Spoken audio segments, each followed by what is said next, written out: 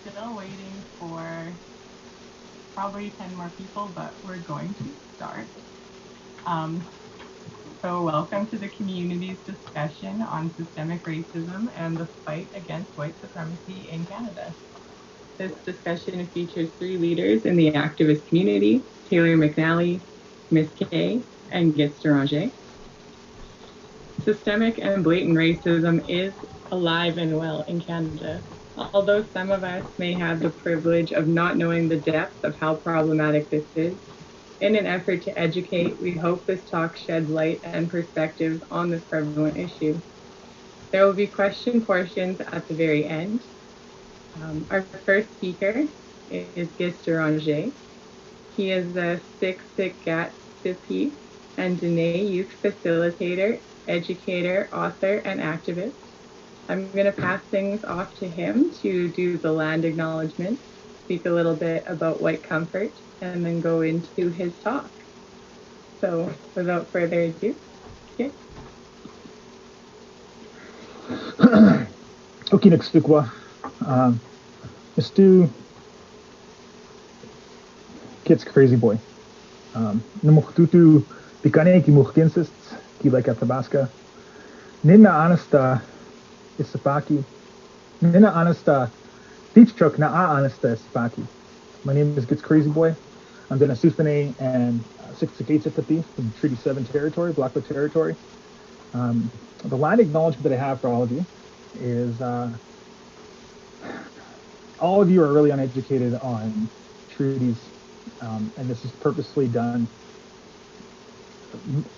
as a way to demean and devalue that amazing moment in Canada's history. There is no truth and reconciliation going on right now because a lot of it has been left out. And the space has always been there for settlers to come and meet us and talk. We've always honored the treaties. We've always honored the original agreements of our ancestors to live, to try to live, to coexist with you, and to try to retain our identity as best as we can. This hasn't gotten any better. And over the last two political parties that have taken control of Canada, Conservative and the Liberal government, this relationship has only deteriorated. I know this is probably not the typical land acknowledgement that you want, are normally hearing, but I can't really put it any other way, aside from this is Indigenous lands, and these lands are being exploited. And there is no fair compensation, and there is no working together right now. And there really ever hasn't been. So with that being said, I welcome and invite all of you into the space of trying to learn and trying to re-educate yourselves and trying to see past certain limitations that we've all been conditioned to believe. And I'm hoping that we can all move forward together. But right now, there is no moving forward until we're all basically on the same page. So, with that being said, if you're tuning in from Calgary, that's Treaty 7 territory, Siksikaitsitapi territory. We also have three Siksikaitsitapi nations that reside here in Treaty 7. Some of the original signees, which was Siksika, Agena, and Piikani, which is where I'm from. And we also have the Tsuut'ina, and they're like right next to Calgary. And then further to the west, we have the Iarhe Nakota people, which is Wesley, Bearspaw, and Chiniki. So these are your neighbors. You should not be shy and say hello to us every now and then. I'd also ask you to save all your questions until the very end. I know there's going to be stuff that's brought up that's going to might trigger some of you. You might be a little uncomfortable, and that's just the process of growth. So you have to get used to it. Yeah, we'll have some Q&A afterwards at the very, very end. I'm starting my timer right now. Okay.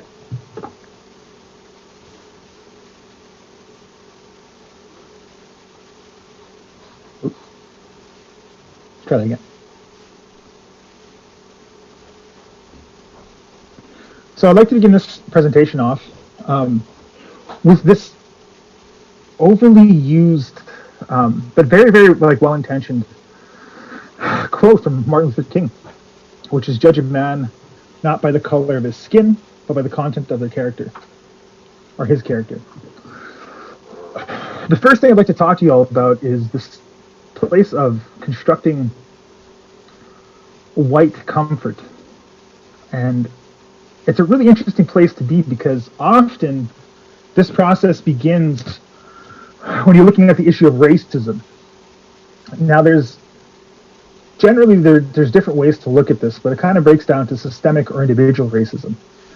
For those that deny how powerful racism can be, they'll often downplay the systemic the systemic historical facts of the system of oppression that is there, and they'll perpetuate or propel the individual racism, place that a little bit higher, where it's no longer the system that's at you, it's just the people and who are also keeping themselves down. Martin Luther King, to me, he was a visionary. He spoke to his people at the time. Now everybody, it seems, kind of just loves him. But at the time back then, he was loathed for the things that he was doing and the actions he was taking. And they were all peaceful. But a lot of stuff that they say about the Black Lives Matter movement, it's almost verbatim when they try to devalue it. They were saying that about MLK. The reason why I bring this one up is because it gives you this warm feeling inside. We're like, oh, we're judging each other by the content of our character, the content of our character, not the color of our skin. And that's generally where most people's idea of MLK begins and ends. MLK had went to jail a few times, but one specific one that I bring up is his letter from Birmingham. And it's a giant letter, but if you have time after this presentation, just type in letter from Birmingham MLK, and this will pop up. It's a great read. He really deconstructs systemic racism, but I bring up two specific paragraphs in this, which are highlighted. You can read along, or you can just listen. And this is from MLK. I must make two confessions to you, my Christian and Jewish brothers. First, I must confess that over the past few years, I've been gravely disappointed with the white moderate. And notice he doesn't say conservative or liberal, he talks about the white moderate. I've almost reached the regrettable conclusion that the Negro's great stumbling block in his stride towards freedom is not the white citizen counselor or the Ku Klux Klanner, but the white moderate, who's more devoted to order than to justice, who prefers a negative peace, which is the absence of tension, to a positive peace, which is the presence of justice, who constantly says, I agree with the goal you seek, but I cannot agree with your methods of direct action, who paternalistically believes he can set the timetable for another man's freedom, who lives in a mythical concept of time and who constantly advises the Negro to wait for a more convenient season. Shallow understanding from people of goodwill is more frustrating than the absolute misunderstanding from people of ill will. Lukewarm acceptance is much more bewildering than outright rejection. I'd hope that the white moderates would understand that law and order exists for the purpose of establishing justice, that when they fail in this purpose, they become dangerously structured dams that block the flow of our social progress. I'd hope that the white moderate would understand that the present tension in the South is a necessary phase of the transition from obnoxious negative peace in which the Negro passively accepts his unjust plight to a substantial and positive peace, in which all men will respect the dignity and worth of human personality. Actually, we who engage in nonviolent direct action are not the creators of tension. We merely bring to the surface the hidden tension that is already there. We bring it out to the open, where it can be seen and dealt with, like a boil that can never be cured so long as it's covered up, but must be opened with all its ugliness to the natural medicines of air and light. Injustice must be exposed with all the tensions exposure creates to the light of human consciousness and the air of national opinion before it can be cured. I bring this up because we find this a lot. I can't speak for BLM at all. I can talk a bit briefly about when Idle No More had hit, and these are the same things that had popped up when we tried to progress our calling attention to the injustices that we were facing. People would say this to us, you're going to lose your support. You can't be blocking roads. You can't be actively engaging like this.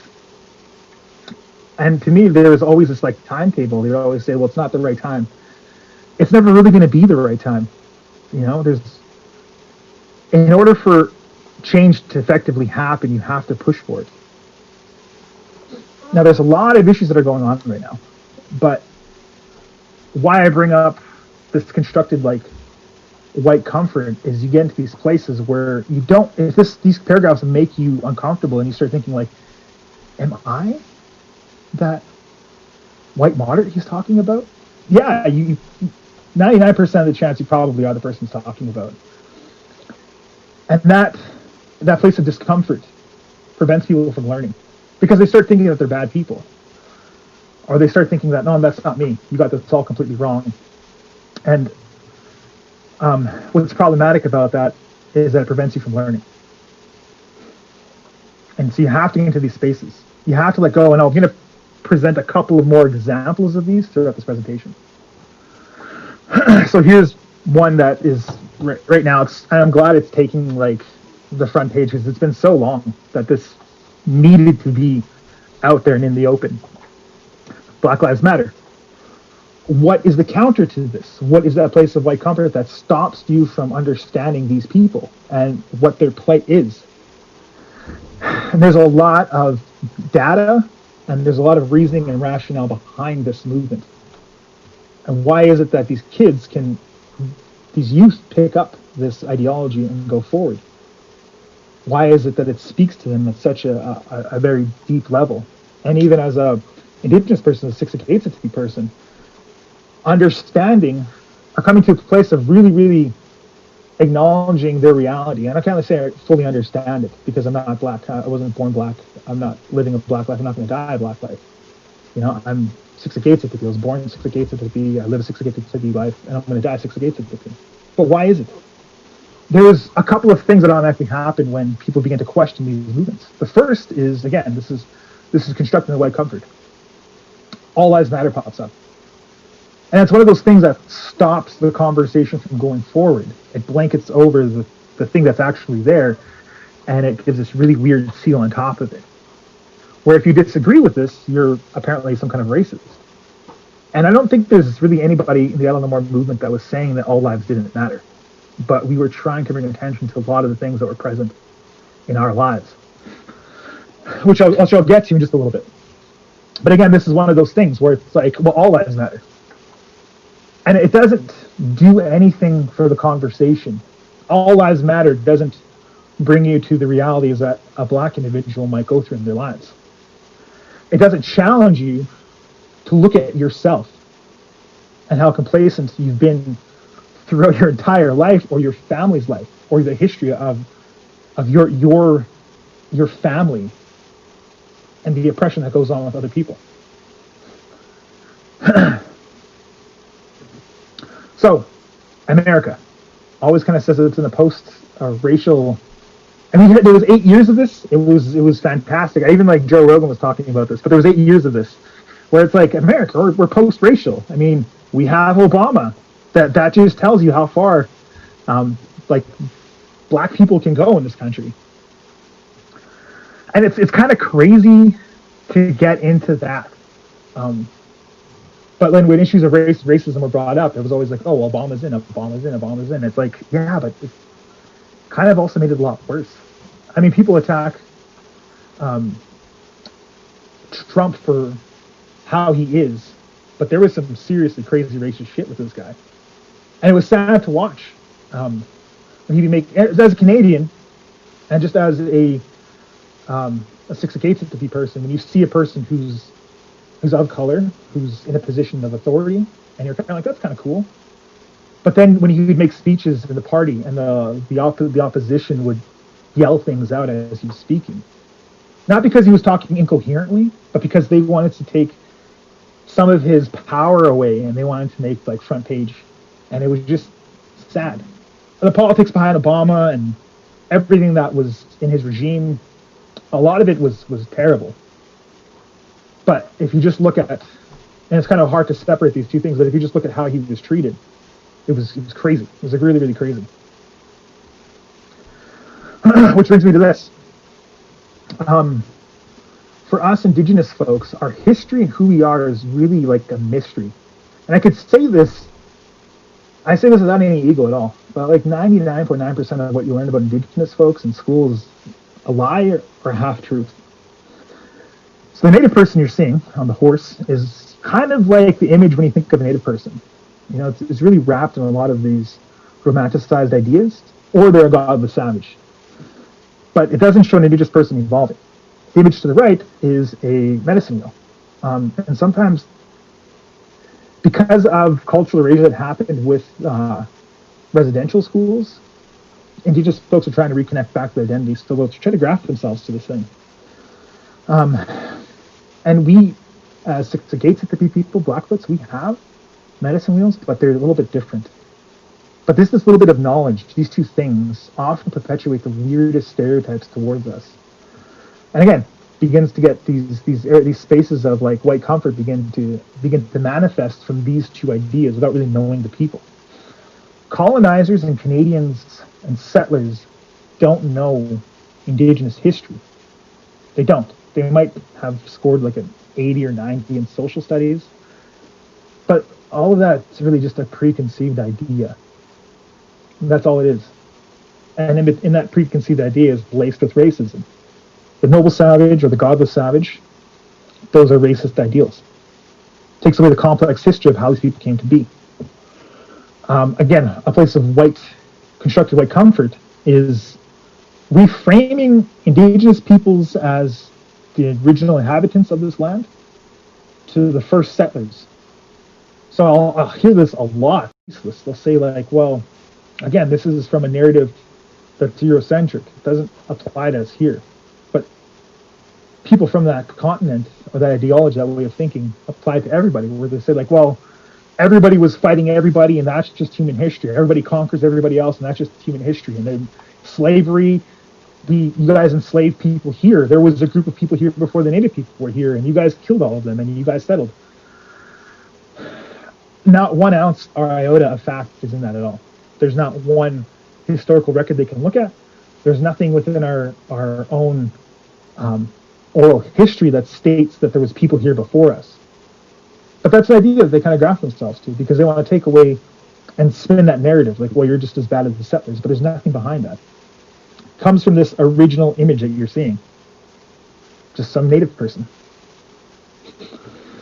So you get stuff like this, which is really kind of good in its sentiments. Like when you think about it, these are pretty cool, I guess, when you think of them. But I don't know of any self-respecting Siksikaitsitapi person who knows who they are that calls themselves an Indian and then says that we have 10 commandments. It's so weird, but lots of white people like this because it plays back into that romanticized image of that native person. Who in this picture, one, you don't know who he is, you don't know what nation he's from. It's just some random black and white photo that they put this, and that manifests this idea. And again, a lot of racist ideas are perpetuated from this. I don't follow these 10 commandments, by the way. Like, some of these are interwoven within our Siksikaitsitapi worldview, but that's not, we don't call them 10 commandments. It's so weird. So this here is really one of those interesting things that I've been experiencing a lot with settlers. The top picture you're seeing, this is a meme I made up, but the top picture you're seeing is blankets. These are Hudson Bay blankets. According to General Amherst, they purposely used these blankets to spread smallpox. They also used to coffin jars for people who had smallpox and trade that with the native people. Our survival rate from smallpox was 10%. So 90% of us, when we contracted the disease, had 90% chance of dying. Our villages had 90% chances of dying. On the bottom, we have a bunch of settlers and colonizers that don't really understand what oppression is. And this might be their first experience with temporary oppression, but utilizing this to us. And we have people on Siksika who had passed away. We had different nations being affected by this as well. And I bring this up simply because they're hijacking certain narratives about Indigenous folks, and you trying to weaponize that against us. I had a conversation with one of the people, it was very brief, who was trying to explain the rationale behind this. That really isn't based in science, but one of the things he kept coming back to, which I thought was hilarious, was like, well, now you guys are going to understand what real oppression is. And I'm like, residential schools, like that was it. When they killed off all our buffalo, when they removed us from our traditional territories to treaties and then to reservations, when they prevented us from like going to get loans at the bank, when they prevented us from owning our own land or purchasing land, when they stopped us from building our own empires, that was like really crazy control. When they prevented us from leaving the reservation without having a pass system, that was control. But these colonizers get a little bit of information about us, and they think they can use certain things against us. The lady in the blue shirt at the front has a drum. I put out a question: who gave her the drum? I would really like to know, because if you know our history of Indigenous folks and our battles with plagues and diseases brought on by settlers, probably wouldn't bring it out. This picture right here again is of these hippies. I call them the Beasts of No Nation.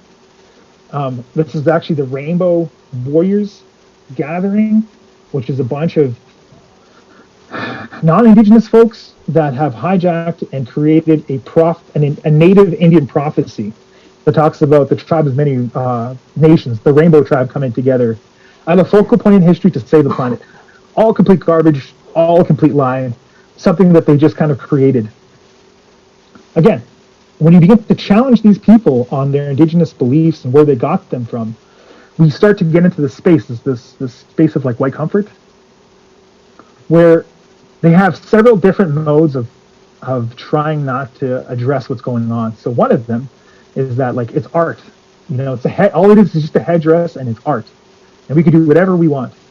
This specific person, white girls rocking headdresses, has actually, and this is the danger of miseducation, is how far people will take it. So, if you look at the bottom, right there at the bottom of the picture, Native Americans don't even exist anymore. They're basically just Latinos disguising themselves. This is a legit thing that some fucking person was saying about us. And we are very much alive. It's weird, but that's part of the cultural erasure that happens. And then when we begin to challenge it, these ideas begin to pop out, and then they grow into something that's way worse. So when we bring up these issues and we start challenging things like cultural appropriation, one of the ways to disempower and construct this white comfort is saying, well, that you're just a liberal and you're crying. You're one of those crying liberals, bleeding hearted liberals.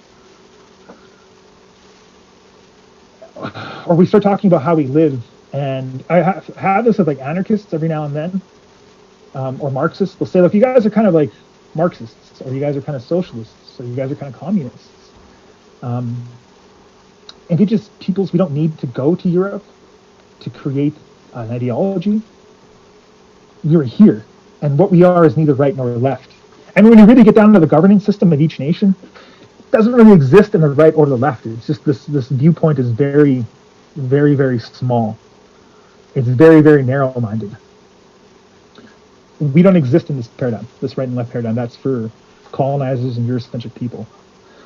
What I can say about the liberals and the conservatives is that Malcolm X had talked about that, and conservatives being the wolves and liberals being foxes. You already know what the wolf wants, whereas liberals, as foxes, will play along with you a lot more, and they won't be so aggressive before they actually take what they want. Neither the right or the left has ever fully endorsed acknowledging Indigenous self-determination and Indigenous sovereignty. I have yet to see a bill motioned and carried by either group found on the left or right that really perpetuates that. This doesn't exist. So if it doesn't exist, what do they really want in the end? Well, the things that they really want are to control the Indigenous peoples or get rid of them. And that's all it really comes down to. And I hope this changes, because we have a lot, our ideologies, our government systems, we have a lot to offer. I get to the police really quick. I only have a few more minutes. This is the RCMP. We have several problems with the RCMP historically, who were generally put there to move us out of the way. They were really just set to get us for fur trades, for the treaties, the reservations. These are the people that they called. One of the reasons why they can find RCMP clear across the country is because They didn't want to have them limited like they did in the States, where they only have certain jurisdiction. RCMP can go from one part of the country to the other part. This is more to do with fur trade than anything. This also has to do a lot with the suppression of indigenous peoples and resistance as well.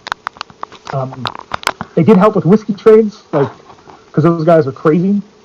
But after that, it became again controlling indigenous folks. So we always had these issues with the RCMP. We have racialized violence. I've taken some of these points from Pam Palmeter's RCMP video she has on. So if you want to get more in depth on this, you can go check out her video. There's an amazing amount of videos. This is like historic stuff. The issues that we've had with the RCMP has, like, if you want to get historic, aside from them, apprehending indigenous kids and putting them into residential schools where they had the most horrific experiences that last not just for one generation, but multiple generations, the denial of our rights, the denial of our human rights. Let's go to 1989, which is the Donald Marshall inquiry. Dude spent 10 years in jail. He was totally not guilty. They did an inquiry into it, and they found that he was failed on every single level of the judicial system. From the police, the lawyers, the judge, everybody. What this inquiry had found out was that he was based, the whole thing was based, and he was judged on the color of his skin, not the content of his character. It was because he was Indian that he served 10 years for a crime he did not commit. Jump ahead to 1999, or 1996, the Royal Commission of Aboriginal People. Indigenous peoples across the country, especially women, which we'll get to in just a sec, faced racist. This is an inquiry that they launched, and they found out these are the findings. 1999, Justice Inquiry of Manitoba, similar findings. Horrific treatment from the policing agencies, especially Indigenous women. 1999, or 2014, Justice Commission found racism and service issues placed towards Indigenous peoples. This is 2014. Still there from 1989 to now. We're still finding these issues that people are being challenged and mistreated because of the fact that they're brown skinned. The Starlight Tours in Saskatchewan, where they beat the shit out of an Indian, bring that Indian to the edge of town, middle of winter, and have him walk back. A lot of these people had died. It was a practice. That was a normalized practice. All the other cops looked away. Again, somebody will immediately pop up, or you always hear it, this one bad apple. No, this is actually a system. 2007, you had the Ipperwash inquiry. They found that the hostile environment of the RCMP helped to cultivate the killing of an Indigenous person, just like one Indigenous person, but there's probably multiple that they had. There were sexual assaults and class action lawsuits for the past couple decades, mostly towards women. I wonder why, and I wonder what's I'm going to bring it up in just a sec. As of 2020, there's a $1 billion lawsuit, civil lawsuit, again, for the crimes perpetuated from police to us. In 2013, the Human Rights Watch highlighted assaults, physical and sexual, towards Indigenous women and girls, mostly Indigenous women and girls, in BC. For the assaults, they were unprovoked. So there was like no reason, just got the shit kicked out of them.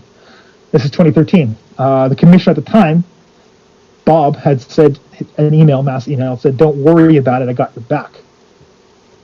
Brenda, who is the new commissioner, in early June of this year, had stated that there was no systemic racism. Even though they've had inquiries since 1989, and even though we know that when these guys were created, there was issues that we had with them. Nunavut and Yukon are launching a $600 million lawsuit against the RCMP for crimes committed to them from the RCMP. So again, this isn't just like the apple, the bad apple. This is this apple, and the rest looking away or not saying anything. There is a systemic issue from one part of Canada to the other part of Canada, and it's not going to go away until we collectively come together and address it. This is the direction we've been on with the RCMP towards us. I can't speak on anybody else, but towards specifically us. Now, before I close, the last thing I want to talk about was the murdered and missing Indigenous women and girls and two-spirited people. So this might have came into your consciousness within the last 5 or 6 years, and that was mainly the push from the Idle No More movement. There was a lot of stuff that was coming out, but one of the big takeaways we had was getting this reality from us to like the general public. Now, police have been targeting in all of these inquiries Indigenous women. Okay, they're the ones that suffer the most. That's been reported on. Now, if we're talking about constructing white comfort, when you're brought up with this thing, one of the things that popped up was this: in 2015, 7% of murdered Aboriginal women killed by Indigenous men. This is something I've often heard: is that you guys, you Indians, are killing your own people. These are taken from two different headlines. The second photo, so there's one on the left, which is by Bernard the Bastard, and then on the right, that was my ex's sister, and she didn't live she didn't live one of these high-risk lifestyles. She was murdered. She was actually thrown from a skyscraper in Toronto. She wasn't living a high-risk lifestyle. She wasn't. She was also murdered by a non-Indigenous person. Interesting note is that a few months earlier, there was another Indigenous woman who had committed suicide by laying, I think, her head down on a railroad track, so her head could have got run over. A bunch of different ways to do it, but this is how they're writing this off. Now, this is 2015 when these came out, these allegations. Which is like, Bernard came out and said this. The commissioner, Bob, came out and said, yeah, that's correct. It is 70%. 4 years later, they did some fact checking for the National Observer. This claim was wrong. But this is the thing that, like, when we bring up an issue, it's like, this is something that's paramount. This thing of, like, white comfort is like, no. It's really just an Indian problem. You guys are just killing yourself. And this right here doesn't solve anything. This here, though, sorry, that was my line. This here it took a few years for us to get validation on what we already knew. And I can't really get into this, but basically, Bernard the Bastard says that it was propagandist, thunderous, silly conclusion that they had come up with on these issues. So, what I wanted to really, like, point out in the brief time that I had is that we have these systemic issues with the police. So there's this whole thing about, like, defunding the police and where that money is going to go. Now, why we want to see some of this defunding, why we want to see this is because the whole structure itself has to be fixed. If it's not fixed, we're already set on this course. And this course has been set for a very, very, very long time. We talk about murdered and missing Indigenous women. We have known about this for decades. Okay, decades we've known about this. This isn't a new problem for us, although this information might be new for all of you. And that's fine, because this whole system is geared to you not knowing. But you know who did know? For decades upon decades, the RCMP knew about this. The murdered and missing Indigenous women isn't a new thing for them at all. They've known. I'm not talking about, like, the 90s or the 80s. I'm talking about the 70s, the 60s, the 50s. They've known about these cases for that long and have done nothing about it. Nothing effectively to do anything to right this wrong. So when we talk about these issues about, like, Indigenous Lives Matter, Black Lives Matter, Black Indigenous Lives Matter, because we do have people who've, had some beautiful children. The system shows us already that we don't matter, that our voices aren't there. We're not listened to until we actually confront the system. The system itself towards us systematically is killing us off. The system itself is systematically throwing us in jail at higher rates. The system systematically is failing us from one coast to the other. And it's designed to do that. It's not by a mistake. So, it could keep going on and on. But with that, I'll just leave you and pass this off to Taylor.